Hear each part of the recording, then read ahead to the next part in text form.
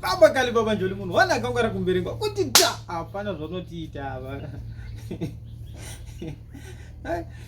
But vanhukadzi munozvinyanya.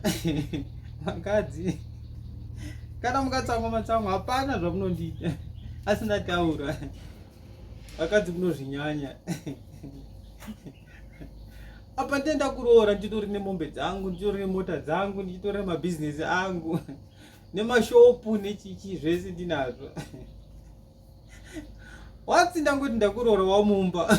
Dzakutotanga kuda kuita manager ati ona kana kuti chikwa. Mari yacho yazoenda kupi? Ndoda kuona kuti bhizinesi rinofamba sei? Ari kuona mari yacho ndiani ndiri mukadzi wako.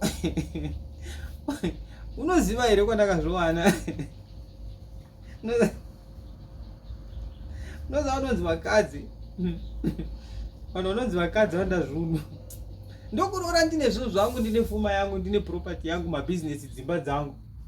Kungoti ndakuroora. Kwanzi ndoda kuziva kuti mari iri kuenda kupi. Ndoda kuziva kuti ari kuona mari ndiani. Ndipe makadhi ekubhengi. Nayo mani pandakanoita kadhi rekubhengi wanga uripo here. Ndo zvimwe muda kungoita maona pamwe nepasina kana kumbofanira neposingazivi kuti pakatanga sei.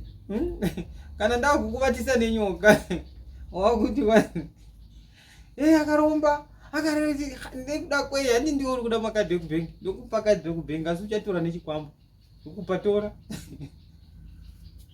Kuti ta hapana zvaunondiita. Baba kali baba njori munhu wana akangwara kumberengwa. Ndarova pasi musara zvakanaka. Pa